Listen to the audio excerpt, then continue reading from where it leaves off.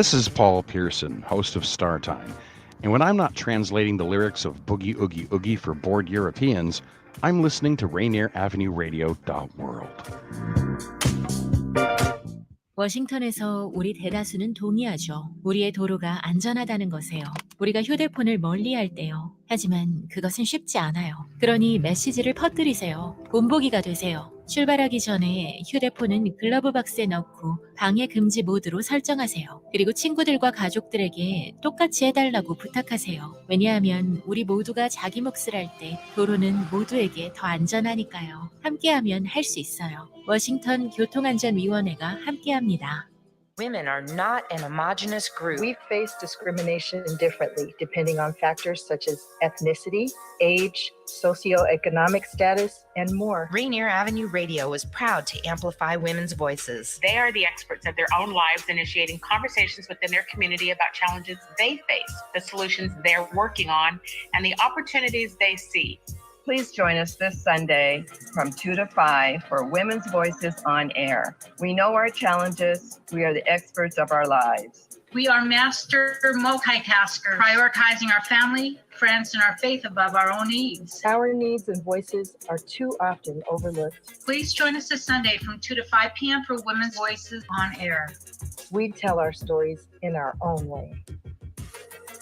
Are you feeling the Seattle squeeze? The Seattle Department of Transportation has an app for that. Dot Maps will let you find where construction is taking place now and in the months ahead, and you can even set up email notifications. Find more info on SDOT's blog or access Dot Maps at streetwork.seattle.gov/map.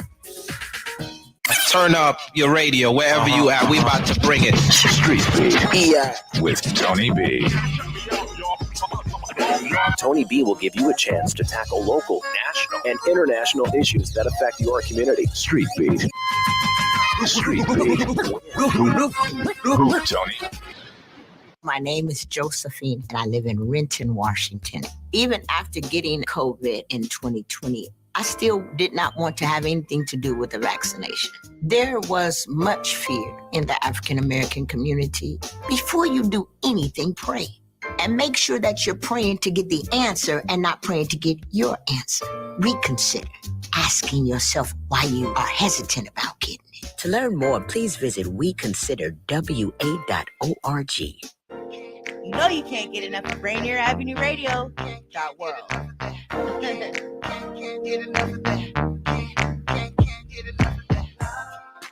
You're listening to Heartbeat Radio. I'm your host, Cindi Bright. Heartbeat Radio is a conversation aimed to take the pulse of corporate America. Opportunities for people of color, we're getting lost in the shuffle of change. I'm that provocateur of change. The hearts of corporate America are addressed. Access and opportunities will be accelerated for all people. Through Heartbeat Radio, you will gain a deeper understanding of what is necessary for change. Good evening, everybody. Welcome to Heartbeat Radio and podcast. Thank you for joining. Tonight is my 150th episode. Who would have ever thought? Joy will not be with me tonight. She is traveling this week and next week. So I have invited a special guest to come on. And before I bring him on, I'm going to tell you who he is. Most of you probably know him. But why I'm bringing him on, because it's really about how Heartbeat started. You know, I fell into doing this show. This was not something I had ever planned on doing. I had never planned on being in the media. Had never planned on speaking out the way that I have, and the intensifying of which it has come on Heartbeat. When I just happened to be working at a small place, helping a friend out, when I stumbled upon somebody who had walked into that office looking for the same person. He happened to be Tony Benton, who is the founder and station manager here of Rainier Avenue Radio. So it was through a conversation with him when he was trying to figure out who is she and I was trying to figure out who is he, that Heartbeat kind of was born. And it started off as just kind of a 30-minute Monday evening conversation. I turned into running for office that year, and again fell into doing that too. And through running for office and having Heartbeat, I decided to use this platform to start speaking out further about inequities facing brown and black people. With my corporate experience, 30 years in corporate America, I had seen it from a business perspective, and then running for office, I saw it from a political perspective. They are literally two sides of the coin that are impacting progress for brown and black people. And so that's kind of how this all started and morphed and evolved. And so I have really come to look forward to my show every week and the different guests that we bring on. Sometimes we don't, but most of the time we do, to have conversations with people who are in the same fight as myself. And so I wanted you to kind of have the history around, this started in 2018, and I'm in my now 5th year and 150 episodes in. So there's something to be said about when you're doing something you love or are meant to do. So I, invited Tony B to come on with me tonight. I have no idea what he's going to talk to me about tonight. So how's that for an unplanned show? Let's bring Tony in this evening with me. There he is. Do not attempt to adjust your radio. Good evening. Over to bring you this special message of the 150th show for Cindi Bright's Heartbeat. The revolution will not be brought to you in 5G, 4G, or even 3D. The revolution will not be televised.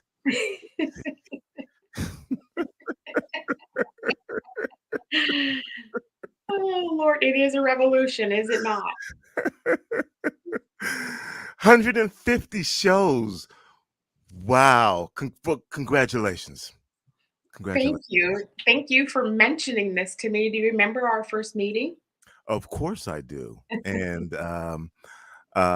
so I know that I am a guest on the show.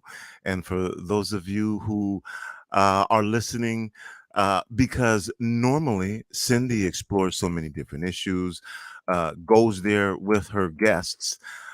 Tonight, it's going to be a little bit different. You have me, whether you like it or not. No, but I'm sure you'll enjoy this. I'm going to hopefully be able to talk with Cindi about what she mentioned before, the just getting started, and her progression through this, and just some general feedback. Yes, I'm probably gonna get in your Kool-Aid a little bit too, But congratulations, and again, before we get started, the impact that you have had, Cindi, on our communities and creating awareness, and it has just been phenomenal, and I'm so very proud of you. And I know that those who listen to the show are appreciative of what you do. So everybody out there listening right now, we've been living in this virtual world, so you're used to this. I want you to do it loud enough so that Cindi can hear. But for your 150th show, when I count down from 3, let's all give you a virtual round of applause. You may not hear it, Cindi, but I'm sure you can feel it. All right, everybody.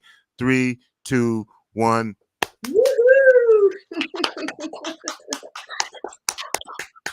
Lots of work. So, yes, I am going to, and of course it's your show, so you can take control whenever you want to, but I'm going to get right into this, and start asking you some questions. Okay. First of all, what made you feel, and I say this, that you had the audacity to come on the air with no experience in this particular field? You have lots of experience, and begin to share things that you felt our community needed to hear. And I say that specifically because that is a courageous thing to do. It's also a very important thing to do. And everybody has voice. But to say, okay, there's things that I think, what gave you the audacity? You know what I'm saying? To feel that you wanted to inject yourself and your voice into conversations? Yeah, God, that's a good question. I knew you were going to come with some heavy questions with me tonight. Um, you know, I didn't know, Tony. I had a fire inside of me um, that I had been somewhat suppressing coming out of corporate America. Um, Thank you, Bonnie and Penny. Um, I It wasn't until you kind of threw it out there with what you did, and you kind of baited me a little bit with trying to see if it's something I was interested in. And I just decided to jump and start talking about what's happening and what's going on. And I also know that I had a unique opportunity being an HR executive in corporate America. So I got to see a lot of things and have insight into things that most people don't see or know how is working. And so I felt it important to start sharing that. I felt it important to start trying to hold. I've always, even in my HR roles, people would tell you, you either love Cindi Bright or you hated me, because I didn't play games inside with, I was a people fighter. In fact, Penny, who just said hi, was my first boss in personnel in 1982. So talk about somebody following your entire career. But I just wanted to give a voice to marginalized people, and particularly it has increasingly got more honed in to now the voice of Black women. When I first started the show, I remember a lot of people saying to me, including my own son, like, you cannot talk about race. You can't, you can talk about diversity, but don't, and then here we are. I'm like unapologetically talking about it. So that I just decided to do it. And I'm bold anyhow, Tony B. Anybody who knows me knows that I'm not afraid of a challenge, and I'm not afraid. What is that phrase that says, speak your truth, even if your voice quivers? Thank you, Natalie. Hey, ding, ding, ding, ding, ding. Bonus round question. Okay, like you mentioned before, Cindi, you don't know where this show is going to go. You have to choose one of these topics, and then we'll get back to the question. Actually, it's not a topic, it's a choice. Are you ready? Yes. Okay, here you go. Pig's feet or chitlins? Chitlins. You didn't expect that one from me, did you? Keep going. No, that was it. We're going to get back to the conversation now. Okay, We will have more things coming up in the future. Don't you worry about that part. Cindi, let's find out a little bit about your background, your upbringing. And I'm saying let's go back for a minute to your childhood, and you can explain it the way that you like to explain it, and maybe that might give us a little bit more insight into who you are today. So where'd you grow up? I'm from the Bay Area. So I grew up. I'm from Vallejo. So I grew up in. I actually can function. Grew up right behind me, right? Wow. The house right behind me. So I grew up knowing Michael Cooper. Wow. And Vallejo, and you correct me if I'm wrong here, because sometimes communities get a bad rep. Vallejo has a rep of, being a hard city. Also, there are incredible people from Vallejo. How would you share Vallejo? Is it, with our and you can, be free to do it however you want to, like I just said. How would you, what is Vallejo? How is Vallejo? Describe Vallejo when you were growing up. This was the 60s, the early 60s. Vallejo is a hard city. Vallejo's hard. I grew up it was called the Country Club Crest, which was I grew up in the hood. So it's funny because that's where my chitlins come from. People see me now and they see me as this Bellevue chick and they think she's to this, but I have roots that come out of the hood too. I grew up, I'm actually biracial. My mom is German, and I grew up in an environment of violence, both external in the community who did not like us living there with a white mom. So I've had bricks thrown through our windows and bullets coming at our house. And then I had violence within our home. So I grew up abused by a white mom. So if you want to have deeper insight into me and wonder why I have such fire about race and what happens and rejection of Black women, it's rooted in where I come from and rooted in what I faced as a child. And so, I mean, that's just kind of the beginnings of my life. And my father was a Air Force. And so he was also a union steward for the Air Force. He used to drag me out of bed in the middle of the night. I didn't realize any of this stuff till I was older, but drug me out of bed in the middle of the night to type up his homework because he was going to school to get a paralegal degree. That homework, I later realized, were actual interrogatories, and he was handling union grievances and lawsuits for the Black men that worked in the Air Force. And I remember the colonel vividly. The colonel's name was Colonel Angel. And I remember a lot of the allegations that, you know, I used to type up. And type up in the old days when we didn't have computers, we had those actual type and you had to be correct. And I used to hate it and resent it as a child. What I didn't understand then is those were the seeds being planted in me for the fire that I started to face when I went out into the world. Because when I left home at 17 years old and out into the world, I worked for the Department of the Navy for 13 years. That's how I started off this whole HR with civilian personnel back then. Penny, who was just on here, who was my boss, will tell you what I was like as a 18, 19-year-old young. Penny, if you're still listening, you can put some comments out there about what you remember about me back then too. But that's just kind of how I got my start into this whole lane and space. And that's where my fight and fire came from. You are listening to Heartbeat Radio 150th show anniversary. I'm your temporary host, Tony B.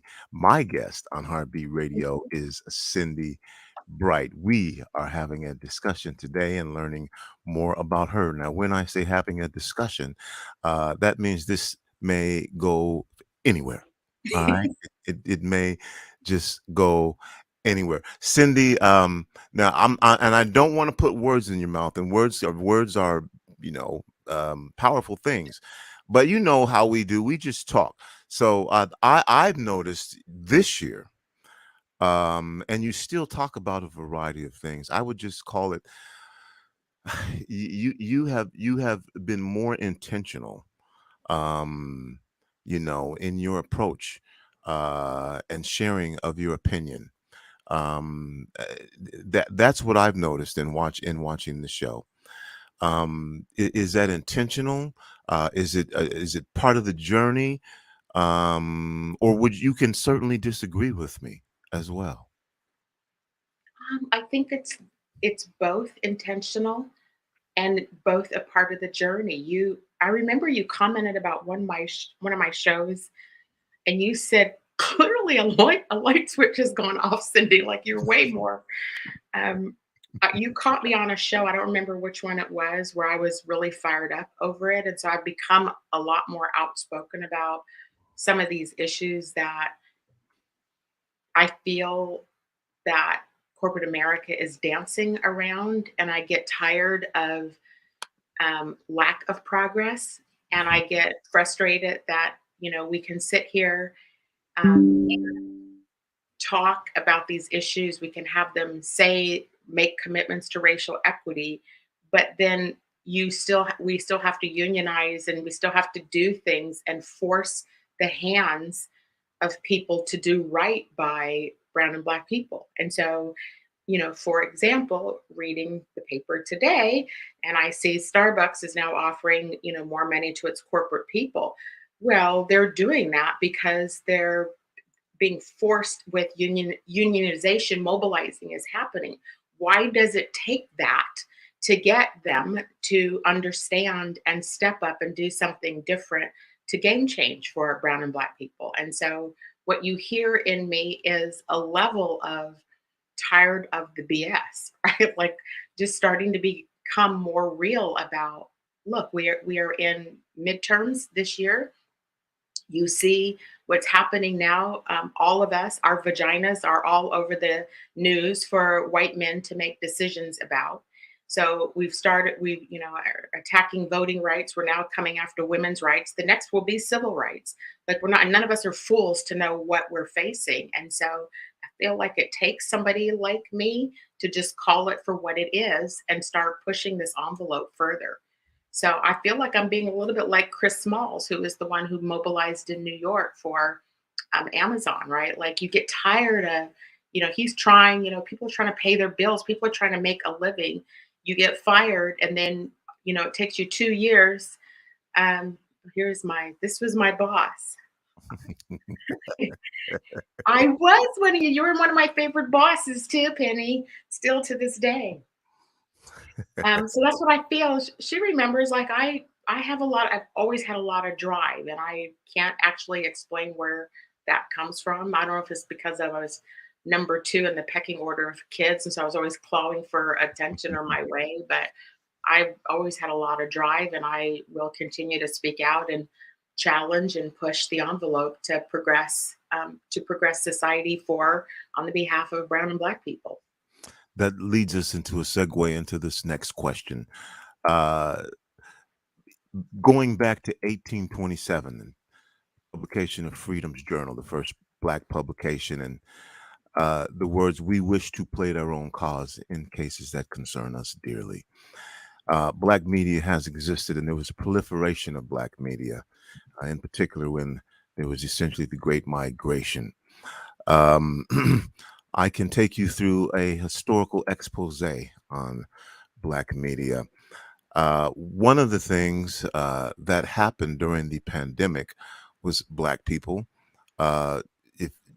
used their right to choose because we were all pushed to the internet. Black media became an option for folks. Now, that was very intentional in the black community. Not so fast to catch up in mainstream media. Mainstream media has realized now that there's this thing that exists, but it is not new. It has existed forever. We have always been able to plead our own cause. There would have been no civil rights era movement had it not been for black media starting that. I set that table like that, Cindy, to ask you, what is your position on black media? And you are now part of that media accessible where your voice can be heard. Tell me your thoughts on black media. And we have now, along with, again, some of the information sharing, there's also celebrity gossip and a lot of other uses of this media form that some people might say is clown stuff, whatever, but it is part of the option that we have. What is the role of black media? How do you perceive black media? What are your thoughts of black media in general? Yeah, it's a great question. First off, I'm glad that black media has come back to the forefront. It has to be us that tells our stories and talks and shares and interviews and tells things through our lens, through our stories and our experiences. We don't get to see that on TV, on regular media, right? It is often whitewashed, sugar-coated. The closest truth telling to black media from my perspective would be a Don Lemon. And yet he still has to go through the filters of CNN's executive team. And so there's only so far and so much that he can say. So much that he can say. So I do feel like there is a lane and a necessity for people, for black media, for black people like me and you, to speak and tell our stories and truths and have an opportunity to influence. Part of what Heartbeat works to do is to influence outcomes for people, for brown and black people. Heartbeat has picked up a strong political following and brings on a lot of political candidates. I use this influence, this platform, to help voters so that they can see what their options are, because I don't bring on necessarily the mainstream people that the political parties are pushing. I bring on people whose voices are not necessarily being heard, or they are more the underdogs. I want to give a voice to those people, because when I ran for office, I learned how the system works. And so the system will not always include every brown and black person whose voice should be heard. It's my responsibility to do that. So you've heard me get fiery with you over some of the political, the pushback I've gotten, because I don't want to bring on, challengers who I'm not using my platform to give certain people access to listeners. That's not what I'm doing. I'm giving a voice to brown and black people and to marginalized people who are not being heard. And so that's how I would answer that question. I will continue to do that. I will continue to do that. Well, how I get down on Street Beat. We have open, honest, frank conversation. Yep. And as do you. And so when I say, as the general manager of the station, I was contacted, and I told you about this, and someone was saying you're not letting white people on the show. Now, that is them calling that to me, and maybe I just put it out there. What do you feel? What do you say when you have that allegation against you that's made to the general manager of this radio station? How do you respond to that? Well, first off, I know who made that complaint. Let me start there. And that is because her opponent was getting good airtime from me. And white people cannot handle when brown and black people have a leg up on them. So let's just start right there. That's number one. Number two, I've had plenty of white people on this show. I just did a show on a white male perspective on these issues. I have brought on white women with me to talk with me. But I don't owe them an explanation, nor do I account to them about why I do what I do. They have access for everything else. And so I have every right to use my show and my voice to propel the voices of Black people, and specifically Black women. And so that's about entitlement. And that was about feeling threatened because the person who I was bringing on, her opponent, had been on my show 2 or maybe 3 times, I think only twice. But, white people don't want to lose. And so they're used to just being able to go like this and getting what they want, not with me. And so that's the stand I take on it. This is not about being fair to white people who have access to every other platform. And she had actually been on to Rainier Avenue Radio. She just had not been on to Heartbeat Radio. And she will not control who I bring onto my show. I make that decision. It's my call, my show, and I stand for Black people. And so that is what the basis of the show is.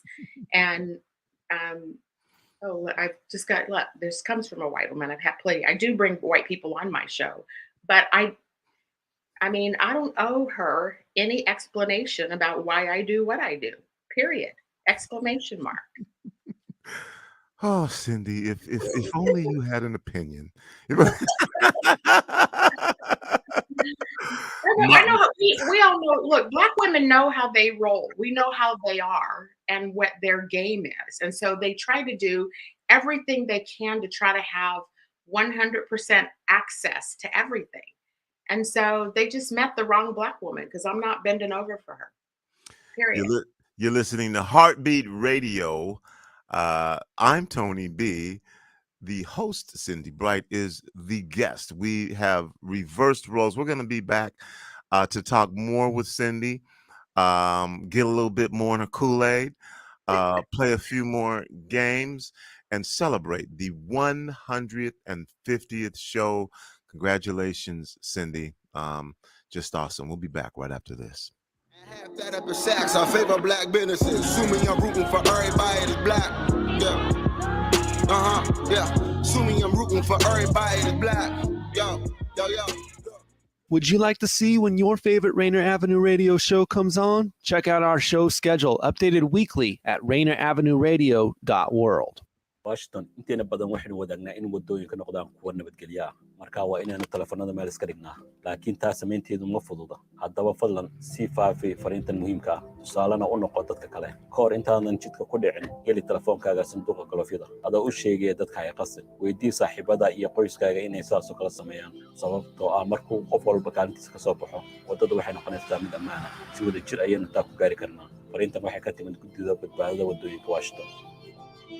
Yo, what's good? It's D Money, and you should definitely check out Fresh Juice every Wednesday, 9 to 11 Pacific, right on Rainier Avenue Radio. With pint-sized Patron, P-Treasy to Don. Y'all be sure to clean your mirrors as we play brand new hip-hop and R&B from locals and worldwide. It's ID Yourself, a.k.a. Malcolm Flex. Make sure you check out Fresh Juice every Wednesday, Pacific Standard Time from 9 to 11 p.m. And to get those exclusive interviews that we be doing. Sipping a brand new fresh juice every single week. Yeah, every Wednesday, 9 to 11, Rainier Avenue Radio. Yeah, yeah.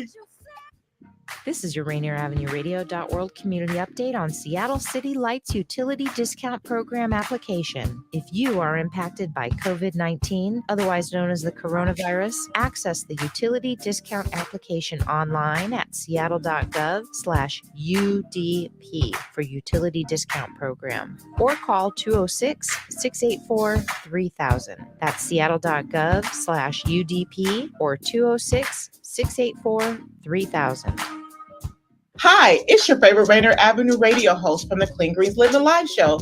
It's Queen Bree and Robin T. Our show is live every Thursday at 3:30 p.m. Pacific Standard Time with topics ranging from life on the farm, health and wellness, and race and social justice. We feature guests each week with expertise in activism, entrepreneurship, healing, and food justice. So come join your girls live every Thursdays at 3:30 p.m. Pacific Standard Time on the Clean Greens Living Live show.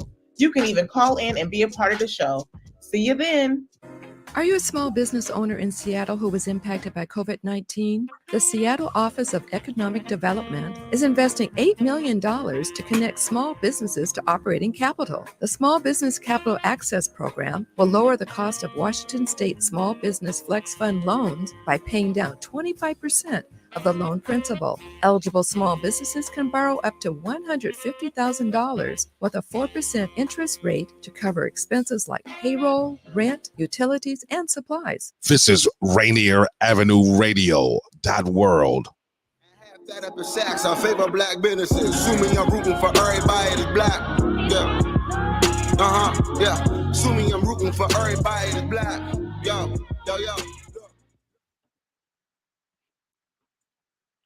Welcome back to Heartbeat. Welcome back to Heartbeat Radio. This is usually your host, Cindi Bright. Tony B is taking over the helm this evening on our 150th show. He got me fired up right before the break. Welcome back.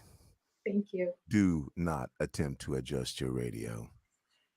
You might find us lyrically charismatic, vocally acrobatic, but sometimes you just have to have it. We're discussing the 150th show for Cindi Bright right here on Rainier Avenue Radio, Heartbeat Radio. Okay, time for a game break before we get back into conversation. Okay. Cindy, we'll just call this one or the other. All right, and so 64 Impala or 2022 Tesla?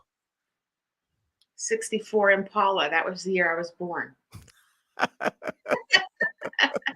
I don't like Teslas. They're too boring and plain. Now, just again to get in your, what about the folks who would say, well, that's not a responsible choice if you're talking about the health of, and I'm just throwing some stuff in your Kool-Aid, our climate. You know, that's not the responsible choice. Well, that would be assuming you thought I wanted it to drive it. Okay. I mean, I want it although I would drive it, and yes, it would be a little irresponsible, but do you feel it would be irresponsible? Do you feel in that regard, what is your position, on those issues which impact us in a number of different ways right now, or maybe you feel they don't, but in regards to what people would say our care of the earth and issues related to our ability to utilize our resources in a way that are sustainable. Where do you stand on that? Yeah, Those issues. I very much am a pro climate change and climate sustainability works. I definitely have seen in my lifetime the deterioration of a lot of things because of, garbage and emissions and all that sort of stuff. So I'm very much pro, doing the right thing for our environment I'm not going to be here forever. And we have our families to leave this planet too, what's left of it at least. So this is what we have all been blessed. This is a blessing to be brought here to this earth, and to destroy the very beauty of what we've been given to live in for profit is sickening to me. So I am for climate. So I answered that question without thinking about it. I immediately heard 1964 Impala, and it just made me go, yep, I will take that. Well, they're just questions. Recently, there is information that was leaked that lead folks to believe that Roe versus Wade will be overturned. What are your thoughts on the entire everything? The leak, the Supreme Court, the overturn, the potential of the fact that it was written in a way where it was not sustainable in the first place? Whatever your thoughts are. I get so charged up about these topics because I am sick of these dinosaur old white men sitting. This is so emotional because, look, I am almost 58 years old.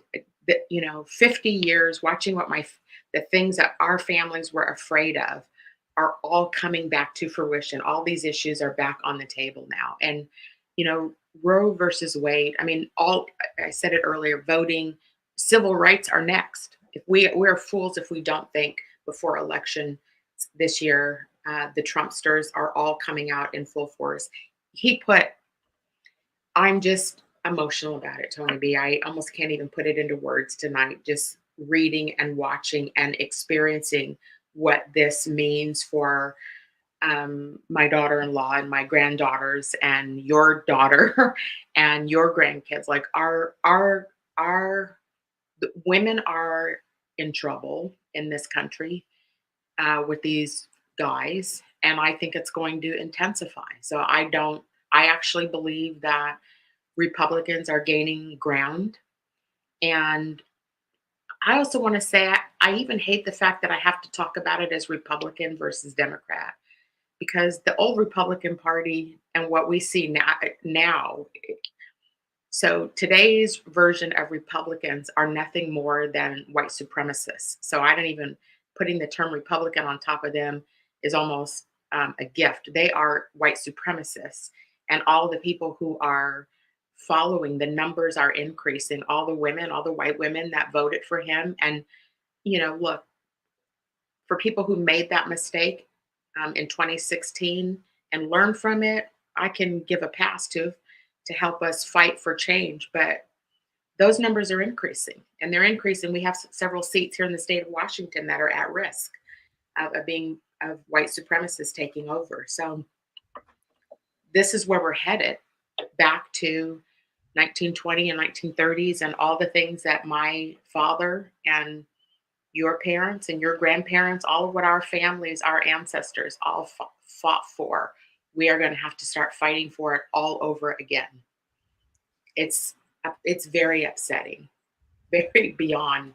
I have rage inside of me over it when I read this stuff that's coming out of there. And when he appointed the beer drinker, what's his name? Kavanaugh, when he puts somebody like that on the Supreme Court, and then Comey Barrett, who wasn't qualified to even be a teacher, let alone go be a justice. Well, you watch how they get appointed. This is why you saw me get fired up over the question about the entitlement of thinking that somebody's just going to come on the show and accuse me of not bringing on white people so that she can get her way. This is what they do. And so watching what's happening in that space is just been downright scary. I watched one of my friends, one of my white women friends who's been on Heartbeat twice, Karen Fleshman, actually went back to Brent Kavanaugh's hearing and she got arrested. I mean, she went in and off on this fool getting appointed into that seat. But see, it's what they're used to because they have access. They have people that fight for them and they know how to manipulate their way. You know, I'm calling Tony B on Cindi. Oh, let me call 911. How dare him be here in Central Park watching birds? Or, you know, let me write this performance appraisal up on her because she's not pleasing me. It's all the same thread, right? This is all the same thread of behavior. And so I'm scared. I'm scared for my family. I know we're heading into a much more intense midterm election cycle. I'm not happy with the Democrats either. I am a Democrat, but you know, that's the lesser of the two evils to choose from. So that's what I feel about that. You're listening to Heartbeat Radio. I am your temporary host, Tony B. Your host, Cindi Bright, is the guest. And Cindi, that brings us up to another one of our games that we're going to play. It's called Which Concert? And you can only go to one. All right. This could very well be the most important question of a generation, Cindi. Okay. Richard Pryor or Dave Chappelle? Oh God, Dave Chappelle, hands down. Hands down, Dave Chappelle. I love him. I love him. My father was a huge Richard Pryor fan. Is that funny to you? You know what? It's just a question. It's just a question. Who would you rather? Would you rather out of the two? Who do you choose? Well, Cindi, I'm not going to hide behind I'm the interviewer because it's your show. Right. So I am going to say without Richard Pryor, there is no Dave Chappelle. So call me old school. True. That's true. You know? That's a good point. That's a good point. But I love Dave Chappelle. That's why I said this could be a generational question, you know. Well, aren't we? We're about the same age, aren't we? I know, but you know, still, it depends. You know, we're here to interview, but Richard was very daring early on. You know, when we were young, you know, how do I say this? And I don't want to veer the conversation off into the stuff back then in a lot of instances was not about getting hate mail on Twitter or whatever. It was about getting shot at, getting, you know, anyway. So I don't want to. It was a little more risky back then. Not to say that, you know, I'm not saying that the comedians today don't, you know, but when you were engaging in conversations that had to do with civil rights and stuff like that at that point in time. Did he ever get slapped? I don't know if he got slapped or not. Did I just read today? That, I think I just read something today about somebody charged Chappelle on stage. Did you? Somebody, yes, they did. Somebody tried, and I love Dave Chappelle. That was a tough choice. That would be a hard one to make. I don't know what, but yes, they did. So Chappelle was, and the guy had apparently a fake gun with a knife inside of it, and evidently Jamie Foxx also jumped on stage to help subdue the individual. Oh my goodness.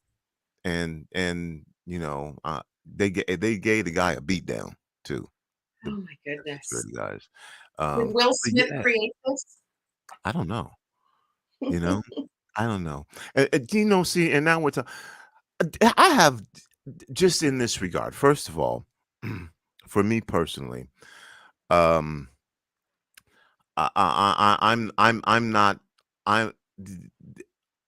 not going to bash either one of those black men.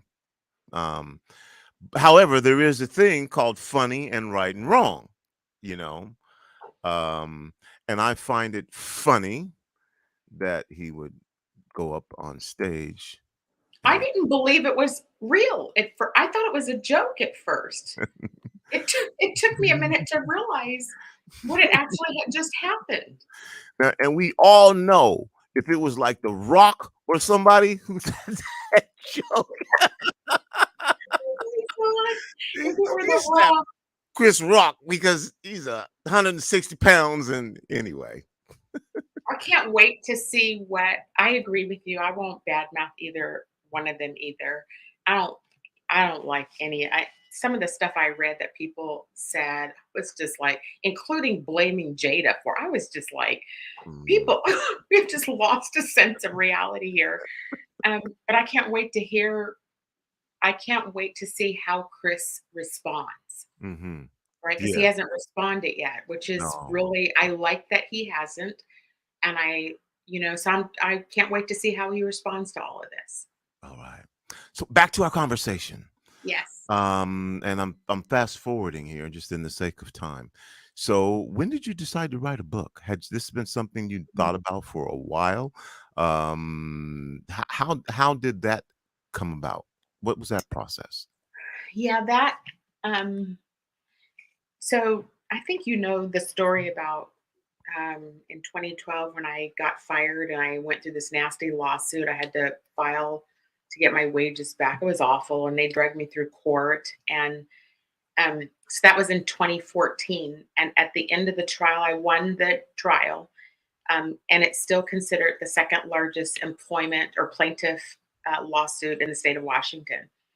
And so I sat down the day after the trial, and I literally just started typing a Word document, and it was just full of, everybody who knows me knows how feisty I am. That document was so full of anger, of what I had to be put through and go through, something that had nothing to do with me. It had everything to do with the conduct of the white male CFO, one of the good old boys at the company.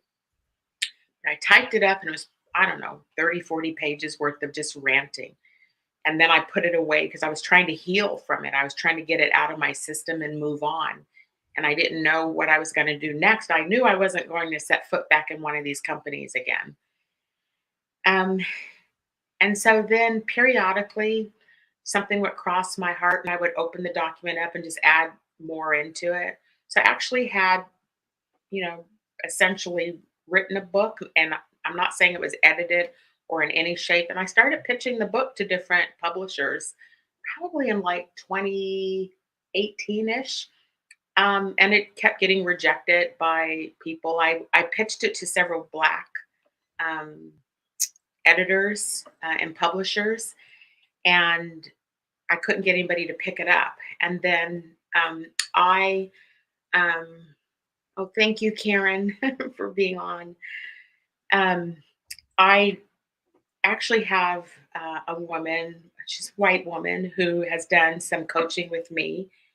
And I had a meeting with her. And so I was trying to figure my way. Like many of us, we need somebody else to help guide us and navigate us. And so she said to me, and she was probably like the, 10th person that said, you just need to get this book done, Cindi. And so I was like, I don't know how to do that. Like, I've been pitching it. And so she made an introduction to an editor to me. And so that introduction, I sent the book, the write-up of it to that editor. And that the rest is kind of history. She decided to take it and then got me introduced to the right publisher. And so during COVID, first off, I think you know this, some people know that in 2019, I had battled breast cancer. And so the early part of 2020, when I was in chemo and, I was facing, I'm sorry, Cindi, just stop right there just for a second, because I'm going to do a PSA because the timing is right. In particular, Black women are suffering the most. And we're going to know in a few years, because of COVID, Black women were not getting tested early at the highest rate. And as you know, the earlier that you can detect this, the better your opportunities are. So that's a PSA. If you have not been tested, you should get tested because during COVID, of course, a number of, for a variety of reasons. I'm not saying Black women didn't want to get tested. That's not what I'm saying. But that is the end result. And the result of those stressors and all of those different things, we are soon probably going to have the evidence-based data that shows the impact that this is having on Black women. Okay, that's PSA. I'm sorry, I had to throw that. Yeah, it's actually a great PSA because where I was headed with that is because I had downtime, right? I was in chemo. I was still doing my show. I think you remember seeing me come into the station. I just, and I was writing the book. And so I just used the time that I had where I was confined. We were shut down for all those months. I just used it to get the book done. And so, and everybody knows this about me. I do a lot. Like I can't just sit still. And so when I was forced to sit still, I still needed to get things done. And so that I got the book done. So that's what compelled me to get it done. And what was that? I'm sure that everybody who writes a book, has something that they want to share. How did that feel when the book began to have that success and people I wanted to was scared. hear your story and you're getting invited to speak? I was scared, Tony B, because I was raw. It was, I exposed a lot about myself. I told a lot of very personal things. So there is a lot of vulnerability in the book. And I did it to show my humanity, like my humanness, because we as Black women are rarely seen as human beings. We are seen as monsters and machines. And so I told a lot about myself, what was going on. And so that was hard. I mean, I had to sit my son down and share some personal things that I had never shared with him because they were going to be in the book. I had to prepare him for if I started to receive criticism. And I've had some very intense comments, people saying things to me, sending me horrific emails. So it was tough. I had to prepare my son, and then to be out in the world talking about this issue. And, when you are Black and you tell the story about being fired, and that's not an easy thing to do, let alone some of the details of the trial, because the trial involved my mental health, my sex life, they went through everything about me to try to destroy me. And so I addressed those things in the book. So it was tough. It was difficult, but it freed me because they can't shame me. They were trying to shame me.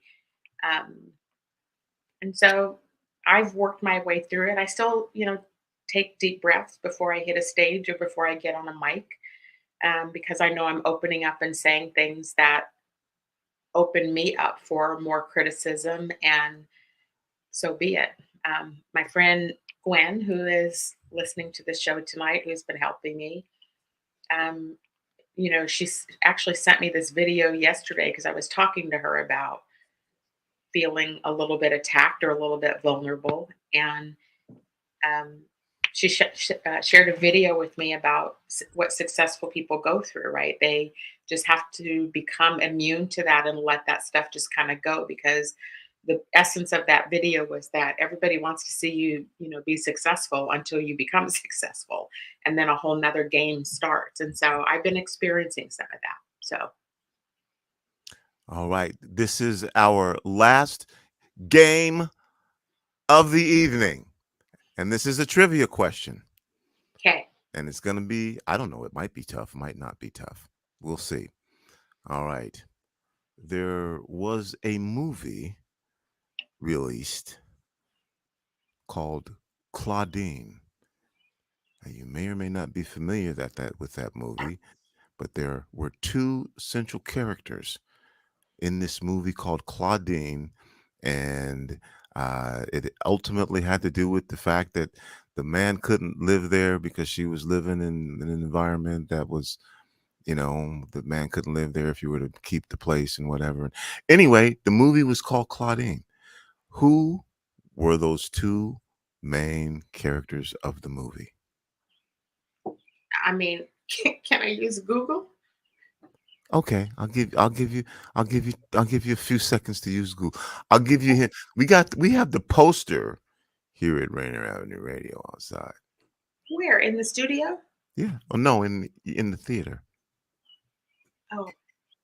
A couple of iconic names. James Earl Jones. James Earl Jones is one, yes. Lawrence Hilton Jacobs.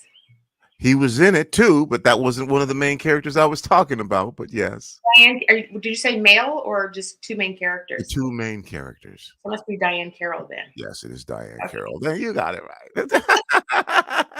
Oh, I'm Tony B. I'm gonna figure that out. I haven't seen that movie though. 1974. Mm-hmm. Go back and watch it. Go back and watch it. I will. Yeah. It has been such a blast, Cindi, to be able just to catch up with you and talk to you. Congratulations on your 150th show. Looking forward to 151. Oh, but wait, before I go on, where can folks get the book? Let's talk about all the places where everyone can get the I'm book. gonna get it right here. It's right behind me. So this is my book. It is called The Color of Courage: Crushing Racism in Corporate America. That is my wine glass stain because I'm just giving you, see how it's done in black and white.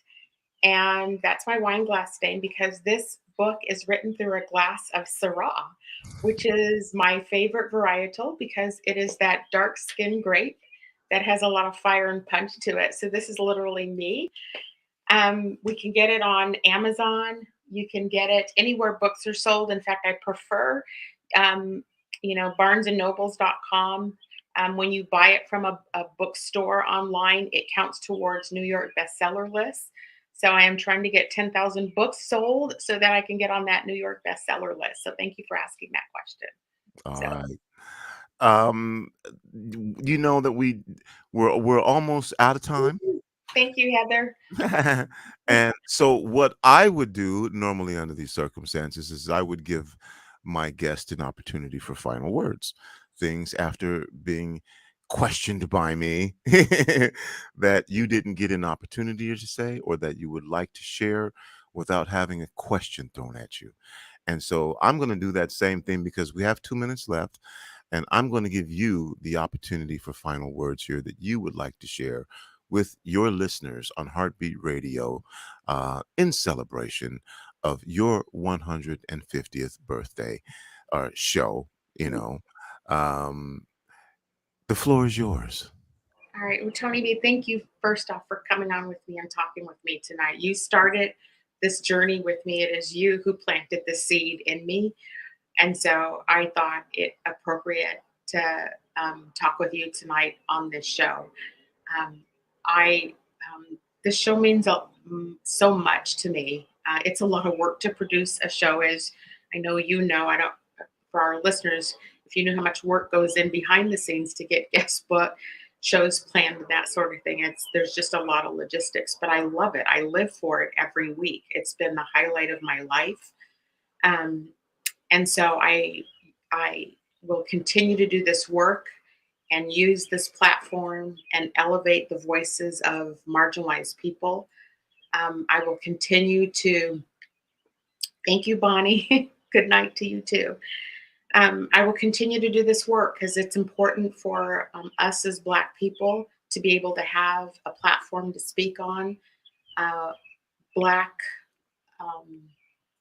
want Black people to know that, I'm in this fight to help us. And I just want to continue to do this work. This is my way of contributing and doing the work that needs to be done and to highlight it. And so thank you, Tony B, for the opportunity to be one of your hosts on Rainier Avenue Radio because I've enjoyed it very much. We will now return you to your regularly scheduled programming. Thank you to all of my listeners too. I'm just looking at all the comments. Thank you, everybody who joined tonight. And congratulated me and for being a part of this show and for listening and forwarding it. I see many of you sharing this in your groups and passing it on. I really appreciate that. I appreciate it so much. Thank you all for being loyal listeners. Next week, I'm scheduled to have, thank you, Gwen. I am navigating my calling.